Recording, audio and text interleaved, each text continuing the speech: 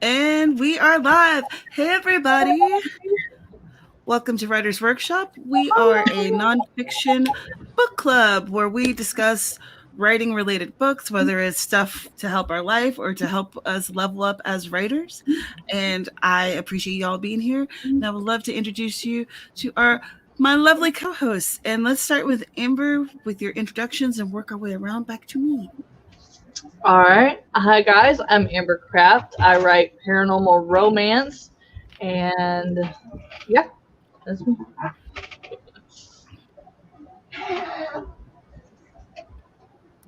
CJ, do you have a delay today? Oh, is it me? Is it my turn? It's your turn to shine. Okay. Sorry. Hello, my name is C. Blair. I'm a writer of things. And yes. That's it for me. So Matt makes it my turn, right? I am Dana Gaughran. I write erotica under my pen name Ava Fox. And yeah, that's me. Yay. And I'm Tamara Woods, and I write cozy mysteries under my name, and then I have a pen name where I'm writing spicy things. So stay tuned for that. And in the description, there's links to these ladies. Please check them out. And today we are discussing. Let me share this with you. We are discussing Strangers to Superfans, a marketing guide to the reader journey by David Gaughran.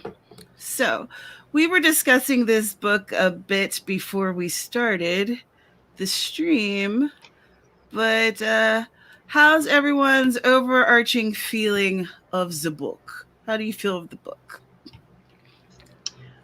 I was not a fan of the book. I feel a little bit like I wasted my money.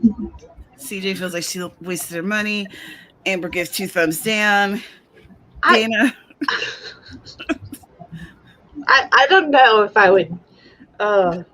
Yeah. If you can get, never mind. I was going to say, I'm trying to find something positive.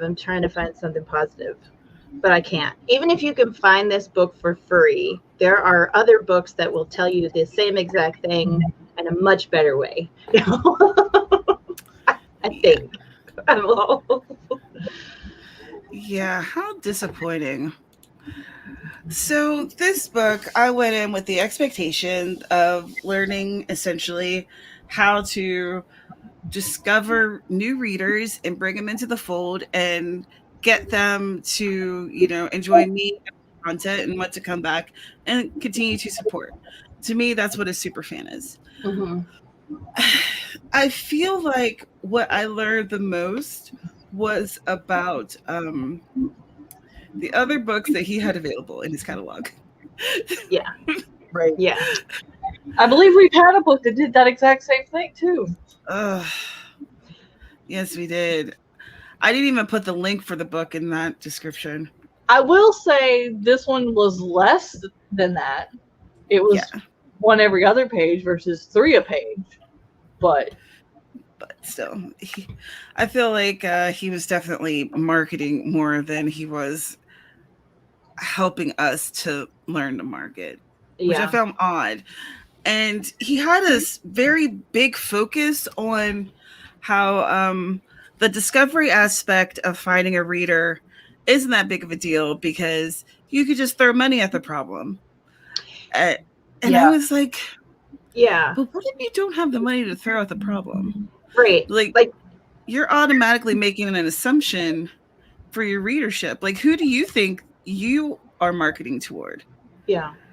Like when he was talking about BookBub and how just throw $1,000 at BookBub and they'll send it out to a gajillion people and it's not a big deal. Don't worry about it. And I'm like, wait.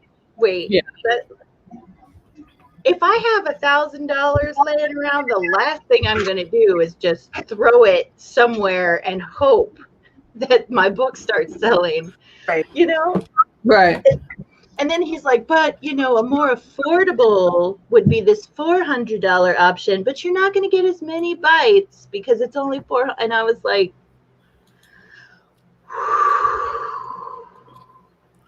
yeah, I'm not sure who he thought he was marketing to, because my issue is that probably the authors who are already spending the thousands on ads aren't going to be necessarily looking for this book. Mm-hmm. So, because I'm very aware of BookBub, and it really is a good resource for people who have the money to spend. But they also look for people who already have a couple books behind them, who have a little bit of momentum going. Right. Like sometimes they'll take on new authors who are kind of just getting it together and stuff, but that's not how it normally works. Right. So again, I don't know who he was writing for, because it didn't feel like he was necessarily writing for me. Right. And I don't necessarily. I'll be honest, No, go ahead, CJ. Sorry, lag.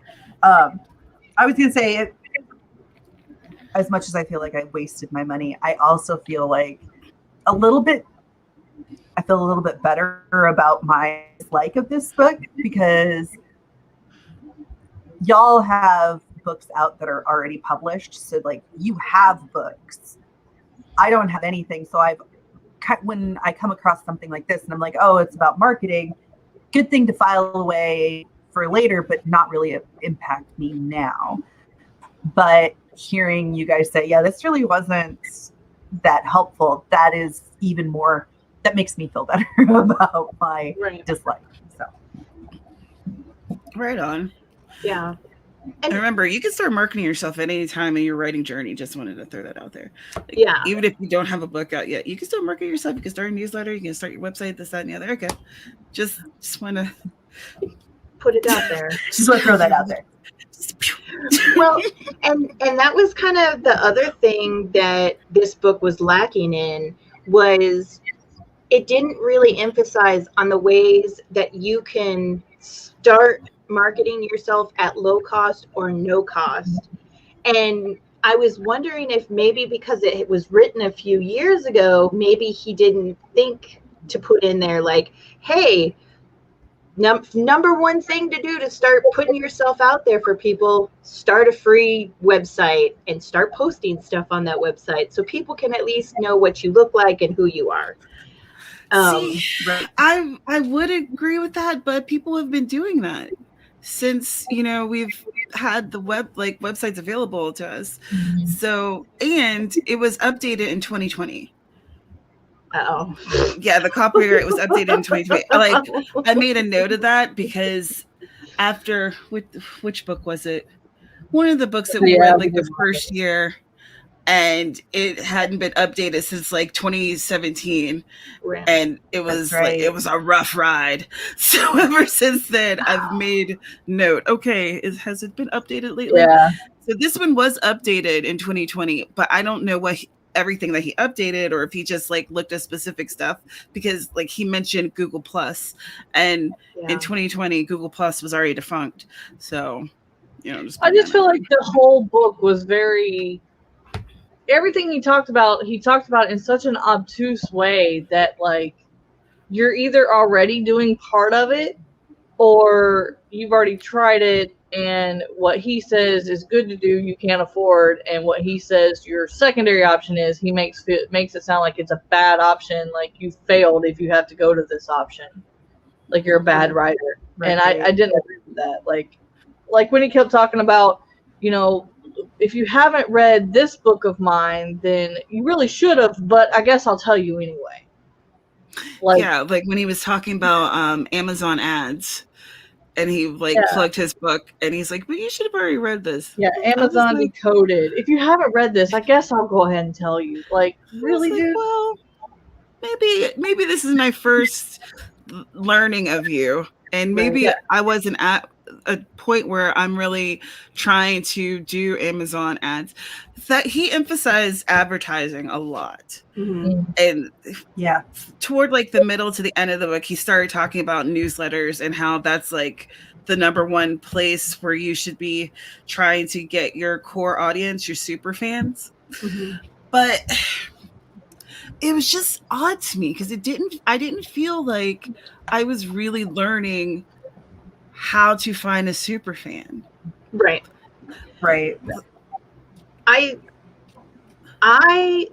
That's where I was talking about earlier, how like there were a couple of things that I highlighted to kind of take notes, and it had nothing to do with what he was necessarily teaching, but like in the, I'm trying to find the name of the section again. Oh, it's called Handing Out Megaphones.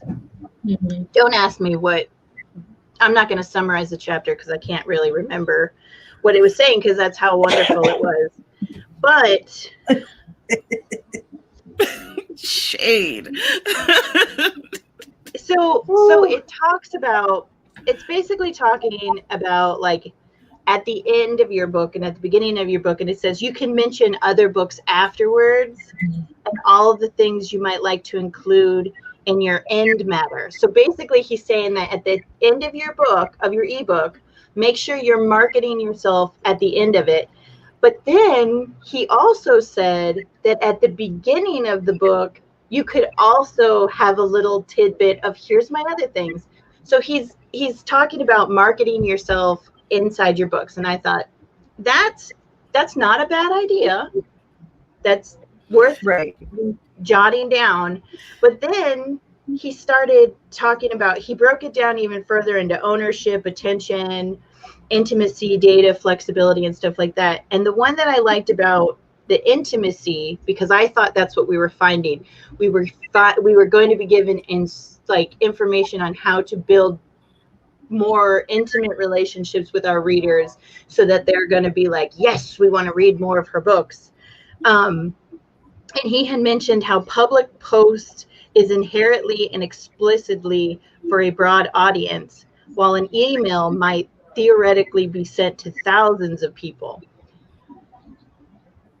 And I was like, my newsletter list does not go to thousands of people, but I do know that my posts, and the reason why I like to make them a little bit more personal than my email is because I think you can get more intimate with your readers through a post versus a newsletter. Is that Adonis? That is an Adonis. They just opened my office. He has opinions too. Yes, he does. He's like, Mama, don't believe what this man is saying because he knows nothing. In the comments, it was sort of like marketing for his brand. I get that he gives these books away for free, but I found his free videos helpful, but the books were not really that helpful. Yeah. And Spence talking about back matter and front matter. Most paperbacks I buy have other works by this author in the front and sometimes even a preview chapter in the back. Yeah, that's absolutely true. And I think that with Amazon, and correct me if I'm wrong, but I think that they allow for 10% in their ebooks to be like things that aren't necessarily the actual book. So front matter and back matter and previews and things of that nature. I forget the percentage, but yeah. I mean, because I have other books by me in the front, and then where you can find me in the back on my paperback and my ebooks. Right. Yeah. And it is important. Just like he was talking about having like a landing page for your newsletter, something that absolutely 100% just has join my newsletter on it. It doesn't have a lot of extra things on there. And he was talking about as opposed to like Amazon, where if you go to someone's page and you're looking at like an author page, there is so much other things on there because they're not really worried about you as an author selling a book. They're worried about them as a company selling a thing. So it doesn't matter whether or not it's your book or her book or their book or whatever. Right. And I thought that was really an interesting perspective. I hadn't really thought about that. But then I didn't feel like he led me to a conclusion as to how to really push back against it. Right. Right. So, and that was something I felt like I kept coming up to, like, here's a problem. Right. Well, I'm going to tell you about it next chapter, how to fix it. But I never felt like I got to the fixing. Right. Yeah. And he kept saying at the end of this book is a whole section of links. You can click on this external link and it'll take you somewhere else where you can learn something else. And it was just kind of like, then why did I buy this book? If I have to continue to go find oink. I got a whole universe of people watching. I have some, ooh. I have some poppy seed bread on my desk, and she is oinking it up. So she's like, I think that you have this snack and it has my name on it. Thank you. Yes. So, not to distract from the conversation, but no, I absolutely agree, and I absolutely think that nothing he provided was any different, and it certainly wasn't better than other marketing books. Does that, you know what I'm saying? Yeah. Yeah. So, yeah. I can't eat the coffee grinds. Mike's like, yes, I can. So MM says, I don't have a newsletter because I don't see the interest in it. So many authors put so much time into a newsletter that gets a glance or ends up marked as spam eventually. Granted, I haven't in the last few months been putting a lot of effort into my newsletter, but I mean, haven't been putting effort into anything other than survival? Not really. But I find that a newsletter is important simply because I found that, like, with my website and with my now defunct blog, I didn't get as much traffic on it as I do with my newsletter. And with, like, Facebook, Twitter, etc., I don't own any of those places. So I feel like my newsletter is the one place where people keep coming back, and I have a pretty good open rate for it. So I'm assuming that people like it. I'm making an assumption there. Right. But, and I don't get as many people unsubscribing from it. Yeah, yes, Ben, it felt like Entrepreneur 2.0. It did. Yeah. I feel like a newsletter is kind of hit and miss depending on who you are and the genre of your book. And I mean, Tamara, you're on a lot of things, so you know a newsletter is good for you. Whereas I can understand Penumbra, you know, just starting out, maybe it wasn't an interest. It wasn't for me until I had a book out and actually had something to talk about. Otherwise, it's like, yeah, it's just another day. I'm just working. But I mean, like I said, he talked about a lot of problems, but he never told you how to solve them. So I found myself getting more and more frustrated and talking back to the book, which I never do, instead of a movie. Usually it's like, yeah, that's funny. And I'm just like, where is the problem? Like, what are you not fixing for me? Never got mad at a book. It was kind of weird.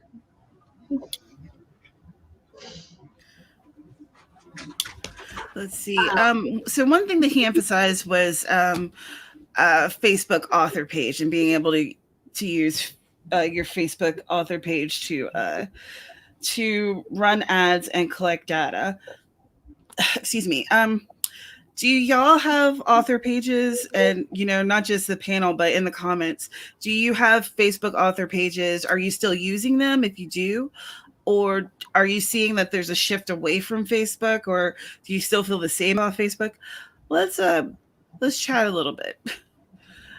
For instance, I have a Facebook author page, and it's connected to my my TikTok. So like my TikTok goes to the Facebook author page moments or whatever Facebook has created. That's like the Instagram thing, whatever. And, but I've found myself posting much less on my author page because of Facebook's algorithm, and people are much less likely to see my posts unless I pump money into it and create some type of ad, which I don't really want to do that all the time. So, right. But what do you guys think?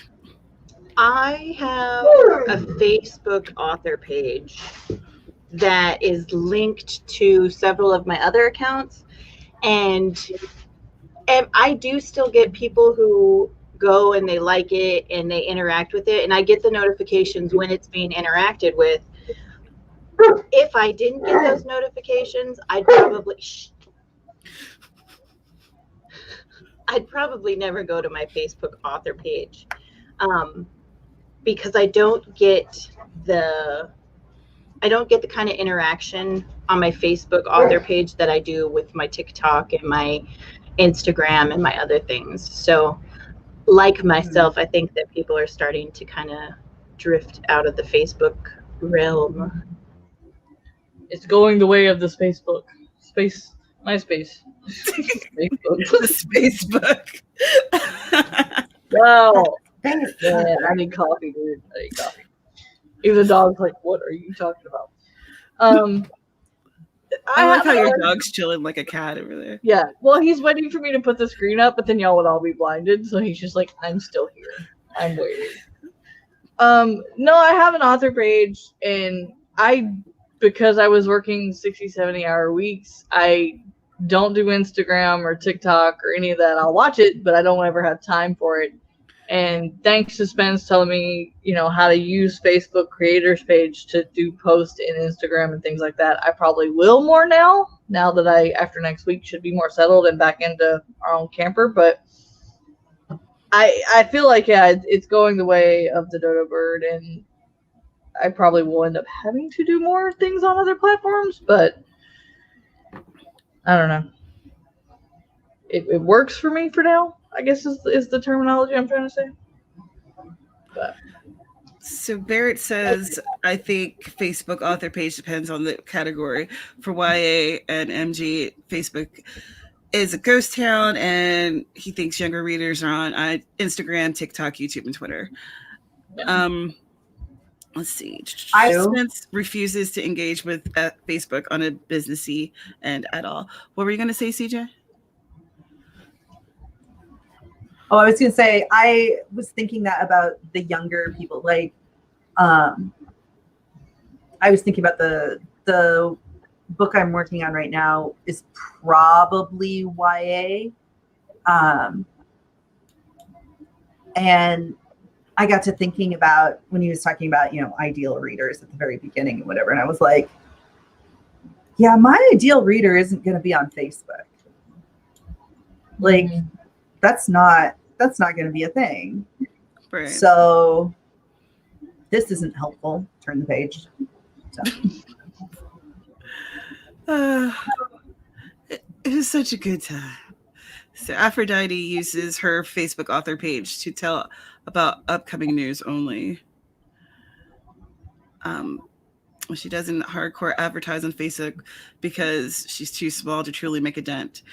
And that's an interesting thing to think about. Like, depending on the size of your current audience and how much money you have to pump into it to get a big enough view that is actually worthwhile.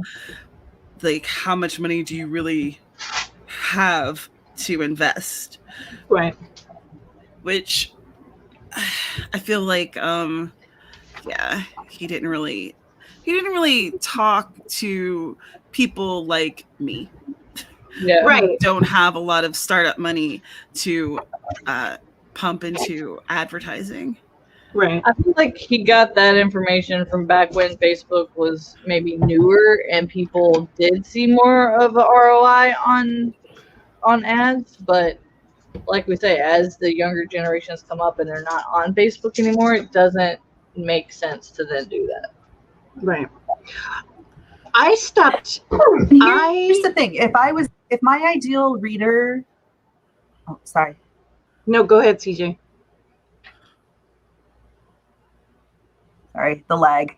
I was going to say, if my ideal reader, like, I have a series that, like, is in my head and I've been toying with. It's like a cozy mystery series. The ideal reader for that series is my mother, because that's what she loves. If I wanted to market to her, Facebook would absolutely be the place, because that's like the only social media she hangs out on. Right. more or less. So like that would be where I'd go. But for anyone under the age of 60, like that's just not right.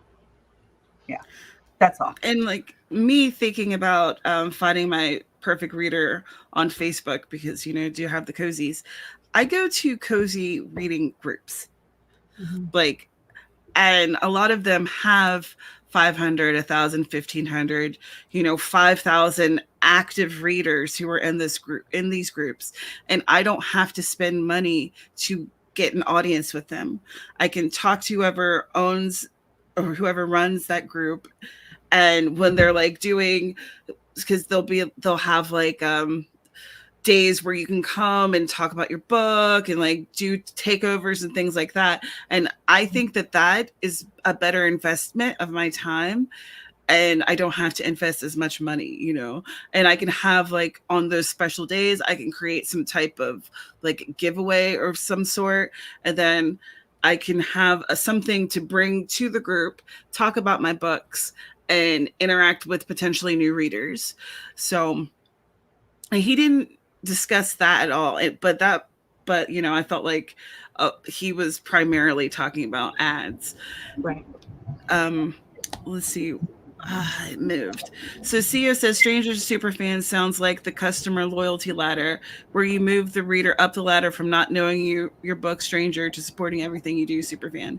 Is that not it? That is what I was hoping for. That's what I was hoping for too, and that's not what I got. But what it should have been. Yeah. I used Facebook ads for a little while, and I didn't invest a lot of money into it, but with the money that I did invest to it, I did get hits. People did go and they looked at the things that were available.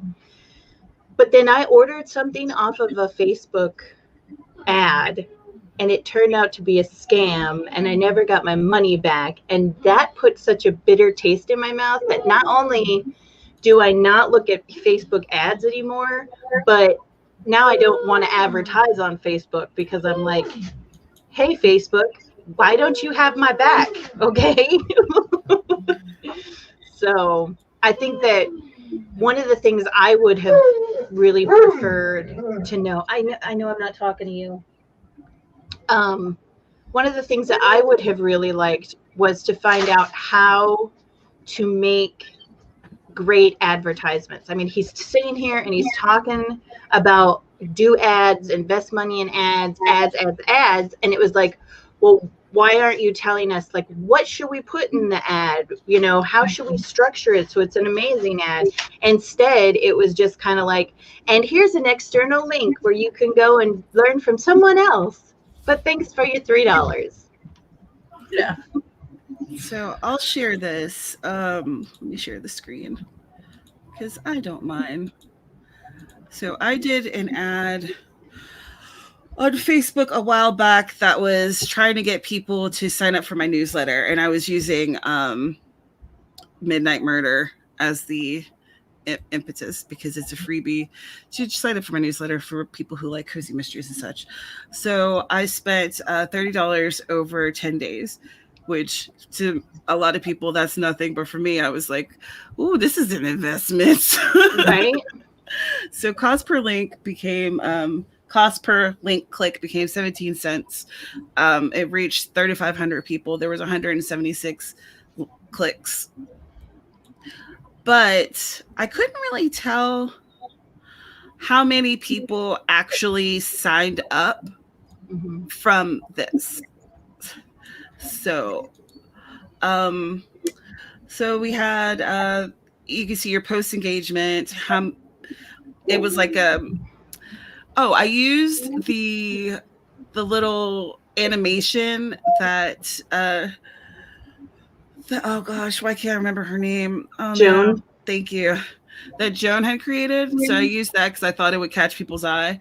So you see how many video plays you get, how many click leaks, post reactions, shares, and comments, which I found that to be kind of super low because normally I have more reactions and things to posts that I make. Right. So I was like, oh, that sucks. But so it tells you your age of people who were into it, you know, where it was on the, where they found it. So like if it was the app, marketplace, mobile, Facebook searches, and where they lived, which was interesting. I'm like, all these people in Texas, why Texas? I don't know.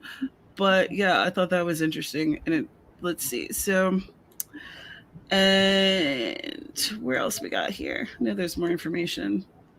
Or maybe there wasn't. Yeah, here we go. So mostly, so I went for people, and I think maybe my problem was the age was too big. I should have made that smaller. But and I was looking for mostly the United States, because I'd found with other things that I create, majority of people are from the United States who engage in that content. Mm-hmm. And female, because females pretty much are who get into what I'm doing. And I had these as the interests. So like mystery fiction, cozy mystery, Jenny Vandovich, Murder, She Wrote. Because I thought that those would probably correspond with what I'm doing. So yeah, and I'm still not sure if this was successful. And I guess one of my issues would be that I was hoping that, since he was talking so much about Facebook ads, I was hoping that he would give me more of an idea of what is a quote unquote successful ad. Right. Mm-hmm. But I didn't feel like I got that information out. So, but you know, people saw it, right? Mm-hmm. So does that make it successful? That's what I chalked it up to. I was like, okay, well, lots of people saw it and a decent amount of people clicked on it. But the fact that you can't see how many of those clicks led to actual sales is frustrating. Yeah. Yeah. So it's like it's like you have it incomplete information like cycle here. Yeah. You only get so far, and then it's like, well, okay. And I feel like this whole book did that. Like every time he would tell you what to do and then he wouldn't tell you how to fix it, that was a lost opportunity on his part. Like, you know, we always talk about as authors having a plot and it running amok, or, you know, like with cozies, it'd be like you know, giving a whole here's how it happened, but not telling the who did it in the end. Like there are certain things that you have to have in a book, and I feel like every time he led up to something and didn't follow through was a lost opportunity on his point, because if he's so successful, he should have the answers. So, right, but his answer was go buy my other book or follow this this external link. And I never followed any of those external links, but I started to believe that he's harping on these external links so much that they must be affiliate links, or somehow he's associated with these links to make some kind of money, because that he's like, and we'll talk about this. Go ahead, CJ. So most of the links he had in the book were actually one link. It was the same link each time. It was a link to the resources that are associated with this book. And he does say at the beginning that he did them in a link so that he could keep them updated more easily. I'm not sure the reasons yet, but I did follow the link, and it's a pretty comprehensive page. So maybe that's valuable, and that would change. Right. He had a couple other links in there, but most of them was the same link over and over and over again. Okay. so it could have been a 5-page book with here's my link with all the information you need. So I Yeah, wonder that's kind of how I felt. Yeah. I wonder if like if like maybe if I go and check out the links, then somewhere on this page of links it'll be here's how to create an awesome Facebook ad. But I don't want to have to go on an adventure to find the information that your so-called book title is promising. Okay.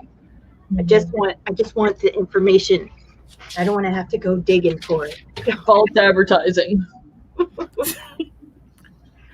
Let's see. One thing that he talked about was cross promotion, which I do think that works, and that's where you would either do a newsletter exchange or be a part of like a book giveaway thing with other people who are in your genre. And yeah, that helps because I have 1,000 people, and if we all have like 1,000 different unique readers, now we've got 4,000 people who are going to potentially see our books. So that makes sense. Barry says none of his books, and I slogged through 5, give a how-to ads or giveaways info. Good to know. Thank you. Just saved me from reading these other 2 books that I bought at the same time. Good to know. Yeah. But so one way that I found that to get newsletter swaps is through BookFunnel, and another source is Story Origin. They both have fees associated with them, but the initial fees with BookFunnel, I think it's like $20 for a year or something. And Story Origin, they were free, and they just started doing feeds, I think, earlier this month. So I can't remember what their policy is now. But yeah, so I find that to be really helpful to do newsletter exchanges. And even if you're in a group, a group of writers, then try to find, I feel that it's better to try to find people who are within your genre. Mm-hmm. It just helps to kind of cut that noise. And to do it that way and do like some type of exchange. So like, let's say you have a new book launch, or if you have something that you just put on sale for some reason, or you've created your newsletter magnet and you want to get it out there to people. That's like a really good way to get it out there and to not necessarily invest a lot of money. What were you going to say, Amber? I was going to say, has anybody ever heard or used the jelly books that he talked about? I'd never heard of that. I've never heard of it. Yeah, because he says in the purchase panes, he says, Jelly Books allows readers free arcs and tracks reader behavior for the big 5. But that independent books or independent writers could use it. I'd never heard of that. I never heard of it before. Yeah. I don't even remember him talking about that. That's crazy. I wrote it down because I was like, what is this thing I've never heard of? I must find it. What did he call it? Jelly books? Jelly books. Every time he talked about it, I wrote it down. I don't know. There's the link for it because I just looked it up as well. Yeah, I haven't looked at it before, but I'm definitely going to check it out. Another thing that he brought up that I thought was interesting was the Amazon also bots. So if you're selling on Amazon, it'll show you people who bought this book also bought, books from these other people. And I think that I love AuthorTube, but I think that it's also created some complications with my also bots because I was looking through. So Carrow, Aphrodite are on my also bots, which neither of them are writing cozies. So if someone is buying my book and also Carrow's book, and then we become on each other's also bots, then that could be confusing for people who are outside of AuthorTube. Right. Because they might be expecting like a cozy from her or in like some type of dark fantasy from me. Right. And that doesn't mean, but as I was going further in the list, there are cozy authors there. And I feel like that came from doing the newsletter exchanges and being a part of the Mystery Follows Her anthology last year. And so I was associated with these other cozy authors. So also anthologies within your genre will help with that, with people finding you from like other people who are doing the same sort of thing. Right. I feel sorry for anybody who follows my also bots, because between my purchases and Mini Monsters purchases, sometimes the two Amazon accounts will overlap each other, and then I'll start getting suggestions for also bots. I'm like, what? Well, with the also bots that people will see when they go to your page, it'll be books or authors that folks purchase who also purchased you. So it won't have anything to do with your stuff. Oh, good. Yeah, because if it was my stuff, it'd be all over the place. Right. Oh, Amazon. Barrett says my also bots would be wild. Oh, I wanted to ask everyone in the comments, do you have a suggestion for books for next month for us to tackle? Because I am going to create a poll in the Writers Workshop Goodreads group so that they can decide what we're reading next month. But I wanted, since you guys are here, I wanted you to, give us your feedback. And Yes. I thought I'd say that now a little earlier before we end, so you have some time to think. Because whenever people ask me for a book rec, and it's like, at that moment, I can't think of anything. As we saw yesterday or Thursday during my live stream, I still haven't found that damn book. I don't know. Anyway, I looked for like 2 hours. I don't remember what the book was called. Was this, wait, I'm like, was this something after I left? Maybe. Okay. Amber says 1 million followers by Brendan Kane is what I'm reading and liking. Yeah. Sorry, the daughter was changing and walking through. That's okay. Camper life, man. Camper life. Yeah, I took the cover off of it, but 1 million followers by Brendan Kane. And you can actually go to his website and I got this for $5. And it's usually like 10 or 15. But for trying to start your audience, it's got Facebook, Instagram, everything. I'm liking it. That was my second craft book that I was reading. Oh. See, I thought Dana was saying Autobots. I know. I was going to say, I think that Mini Monster prefers the Autobots, but I don't know. Now that she's a teenager, I'm thinking she's going along with the Decepticons sometimes. So we'll see. Teenagers. They are Decepticons. Yes, they are. Yes, Bless their hearts. So yeah. The Art of War by Stephen Pressfield and Juicy Pens Thirsty Paper by Sark. The War of Art, rather. Did we do the War of Art already? Or was that just on a list? I think it was on the list. I think that was just on a list. Okay. Excellent. I haven't heard of the Juicy Pens Thirsty Paper. I haven't heard of that one. Me neither. Yeah. I was going to say that I just like the title. Juicy Pens, Thirsty Paper. Right? Ava Fox. Oh, man. Who was that by?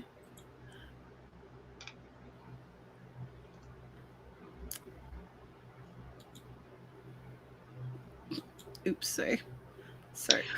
Oh, this must have been after I... Oh, no. We were talking about world building. Because Spence just said the fantasy fiction formula. Yeah.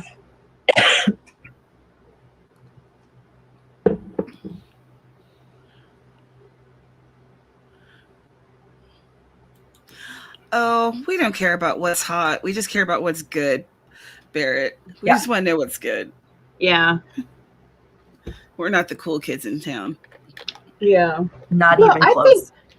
I had never heard of the book we read last month, The Heroine's Journey, and I think that is definitely in the top best of the 2.5 years I've been following Writers Workshop, because I'm still going. It was back pretty to close to.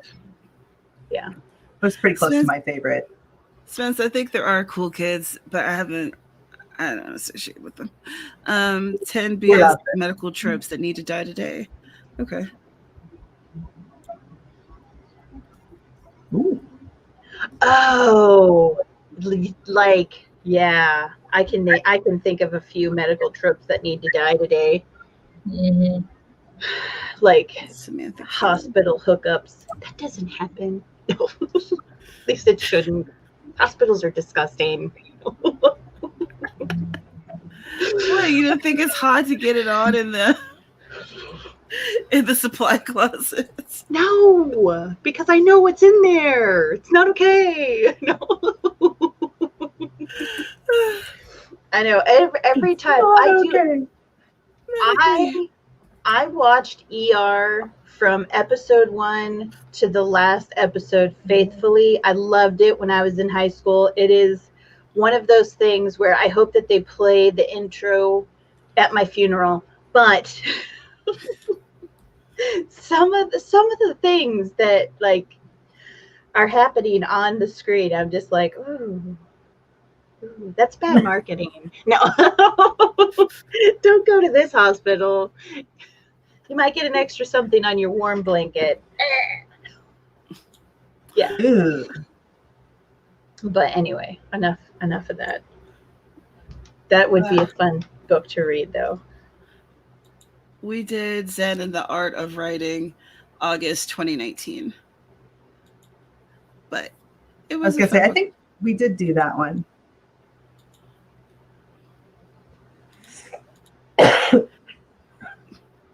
One of my friends worked in the meat department at a grocery store, and 2 people got fired because, well, we didn't buy meat there for a while. Oh, yeah. No. That is uncomfy. Not everything you read in books should happen in real life, okay? I'm just saying. No. For sure. Oh my gosh. Let's see. Was there any other points that he made that I wanted to talk about?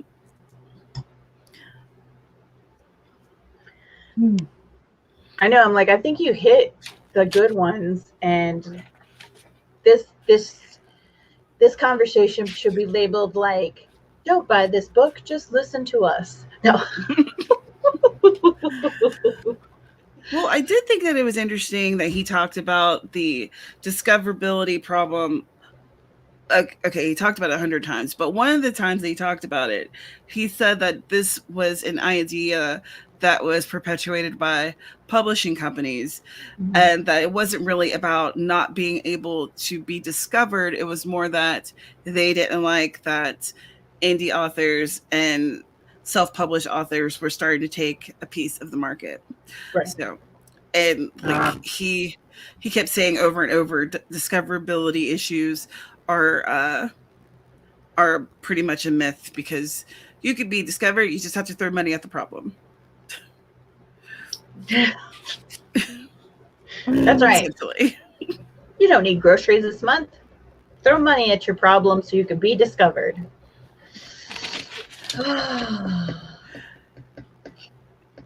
That's what I do.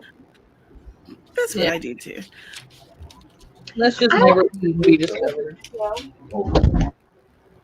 I was curious as to, is this author, is he only an author, or does he have something else going on? You know, because $1,000 is a ton of money to put into one, and it's $1,000 to one place solves all the problems. It's like, well, There are definitely authors that have that kind of advertising budget, though. Oh yeah. I'm just not there. He said in the book that he like during the start of Google, he was part of like Google AdSense and was like part of their team in England. So I think that he also has a very solid marketing background. Right. Oh wow. Yeah, StreamYard does hate you, CJ. It absolutely does.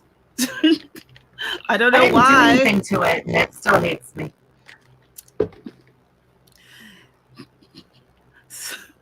Skynet CJ has returned. CEO, you are hilarious. You crack me up every single time. I know. You always know it's going to be a good time when CEO shows up. Right?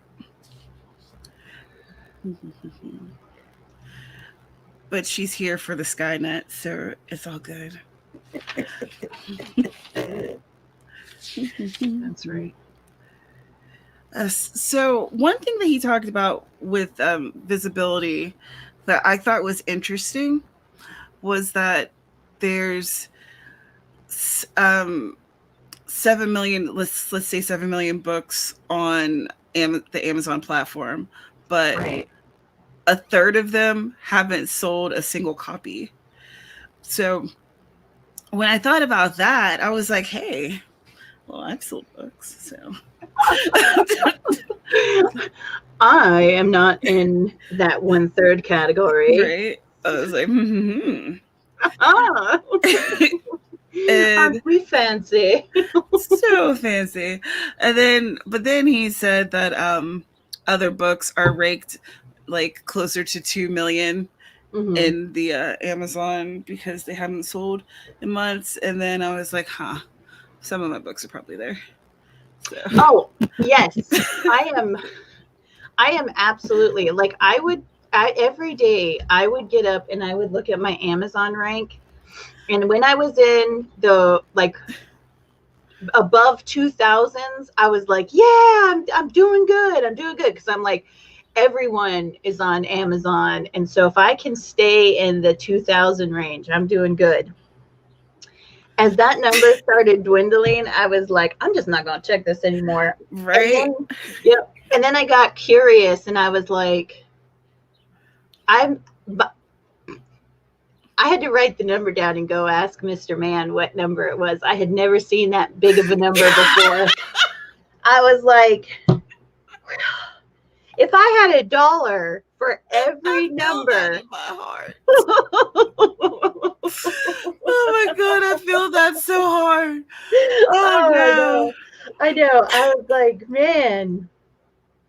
But it was fine. I laughed it off. And can I just tell you that this month was the first time that I got the email from Amazon being like, oh, here's what you earned.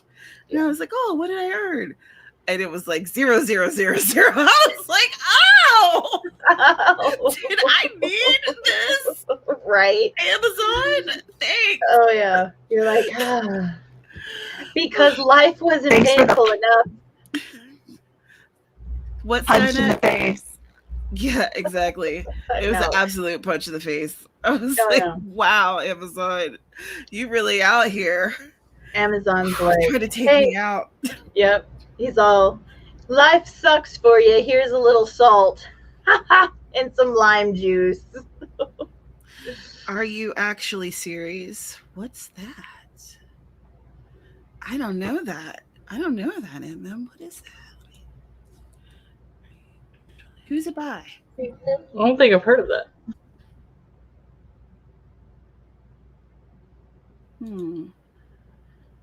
What is this?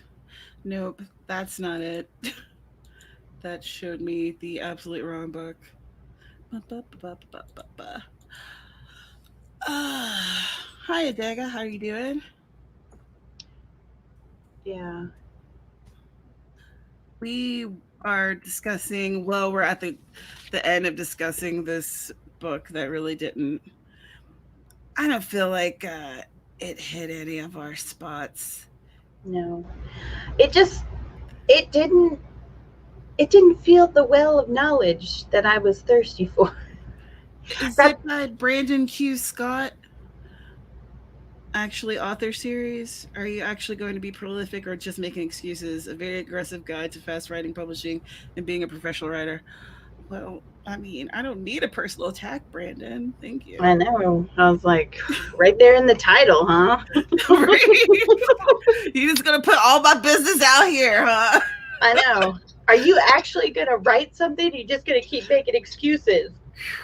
Are you actually going to improve as a writer or just fade into obscurity? An aggressive guide to the craft of writing, storytelling, and engaging readers. Maybe that's what we all need to be Maybe the butt. Maybe that's what we need. All right. I'm going to write that one down. Are you actually going to write a book or just talk about it? Oh, dang. I feel some kind of personal violation some kind of way right now. Right? I'm like, wow. Okay, Brandon, I see you. I hear you. I don't know if I appreciate you, but we're writing you down anyway.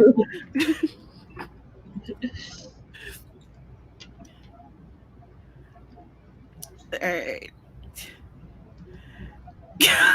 Barrett, that sounds rough, but I'm a masochist, so I'm in.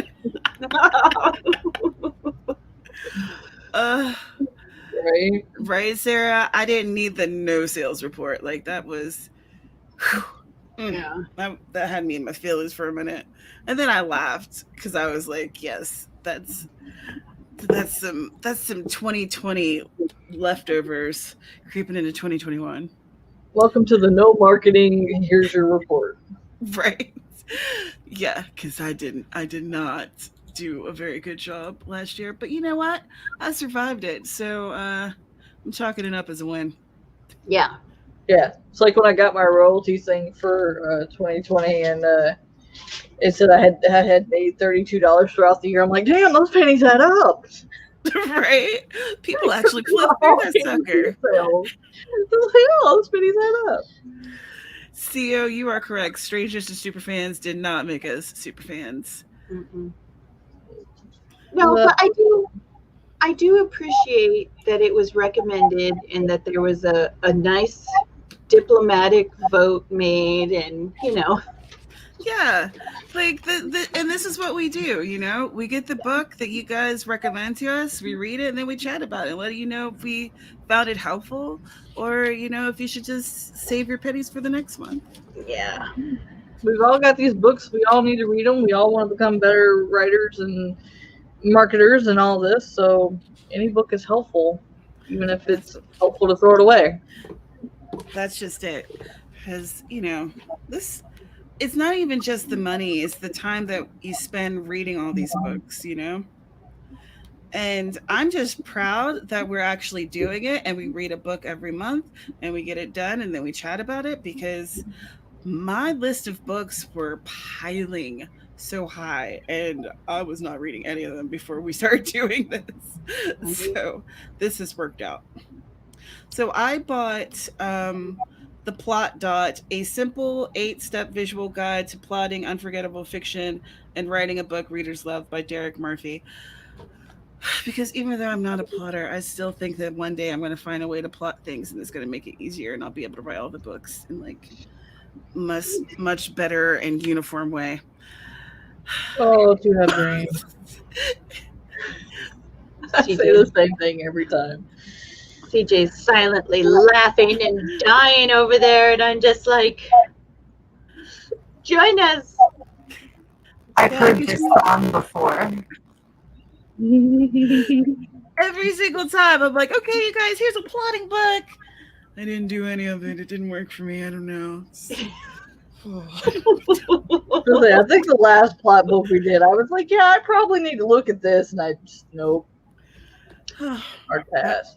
I always look at it, but like, are you trying to do it? I forget what book it was.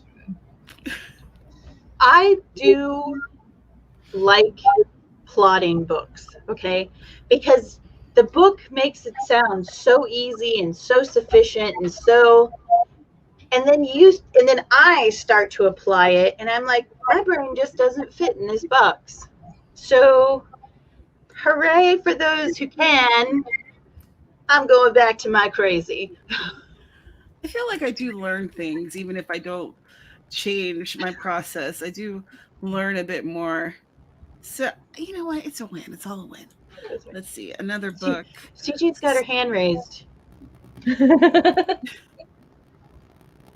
I'm just trying to, like, eliminate talking over somebody because of the delay. I'll be honest, I have found the plotting books that we've done collectively helpful. Not, like, there is no one plotting book that we've done or one plotting, like, plan that I've seen that is absolutely perfect for me. But what I've been able to do is take a little bit of this one and a little bit of that one. I am never going to be a master plotter. But I have found, at least with the book I'm currently working on, like, I've written, in the month of April, I've written, like, almost 2,000 words. And most of it is because I've been able to follow the outline that I did last summer, which took me a while to work through, but has made the actual drafting part easier for me. I'm not doing it like anybody else. I'm doing it how it works. But that's just me. You just got to figure out what motivates us. You know what motivates me right now? My writing shack. I love your writing shack. It's so cozy, and you can, like, take it down when you want to. You have your oh my gosh, what's the name of the little typing thingy? Alpha Smart. Yeah, you have your Alpha Smart with you. You have, like, your tasty beverage. You're outside. It's so nice. Yeah. It is my favorite thing right now. Yeah. I've put it in my mind that I am going to mimic CJ's writing tent, except I have to be strategic about it because, you know, the sun rises at 5 and it's 100 degrees by 7. No. I'm like, how do you write outside for, like, the day in Arizona? How does that work? Did you do it, like, at night after the sun goes down? Oh, yeah. Yeah, we do. In fact, a lot of people in Southern Arizona become nocturnal during the summertime because people will literally come out of their houses and they do the barbecues and the music and so yeah. CJ, you're wearing the hoodie. Yay! I just noticed. I am. Everybody see my awesome hoodie? It is full of cats. And it goes with your headphones. It does. I love it. It's my Okay. favorite thing right now. This was, like, an excellent way to end this stream with giggles. That's right. So I think that it's pretty easy to tell where we fell with this book. Not super fans.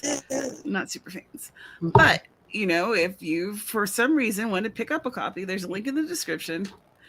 You know, I think it's like, what, $2.99 or something? So it's not an expensive book. But, yeah. So we're at the top of the hour. I think that we've pretty much talked about everything that could be talked about with this book without, like, reading you passages. So let's wrap this up so these beautiful people can go have a fun time on their Saturday. Let's start with Dana and work our way around back to me. Awesome. I am Dana Gaughran. I write erotica under my pen name Ava Fox.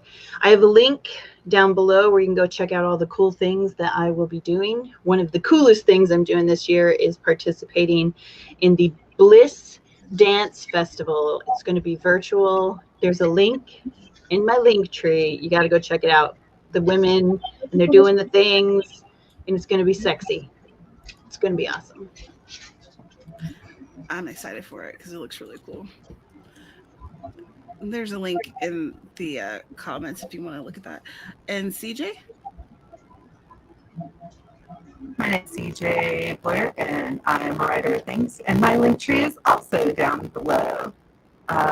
You can check out my free YA fantasy serial, Without Chemicals. And if you're interested in piano lessons, my links to my piano studio are also down there. No pressure though. It's just there. So, that's me.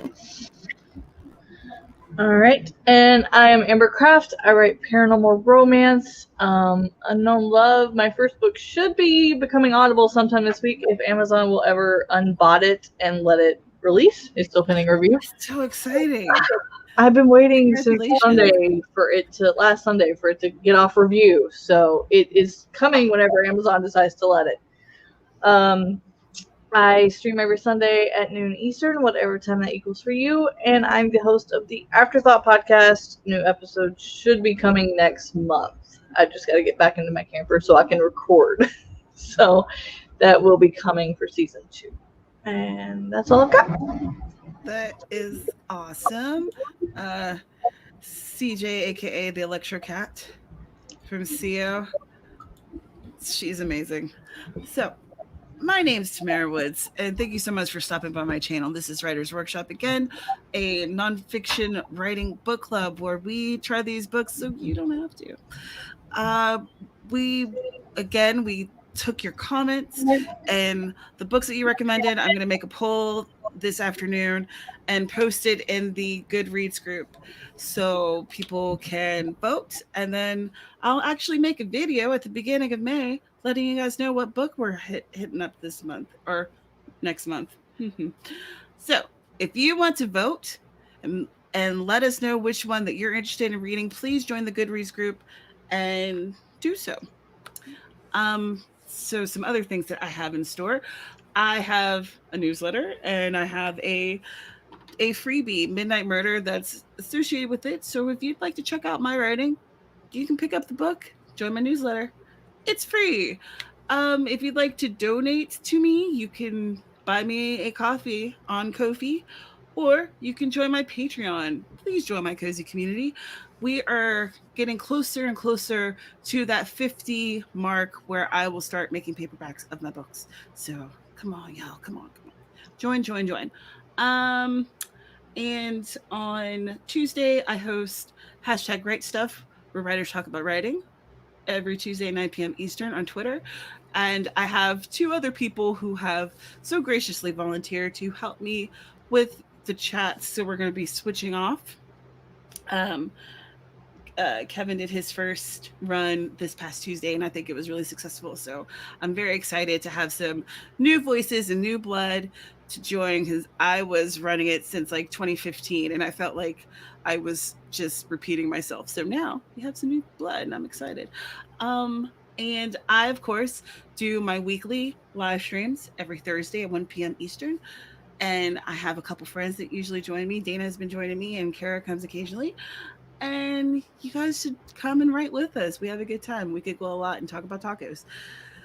So that being said, thank you so much for being here, whether you're watching now or you're watching in the future.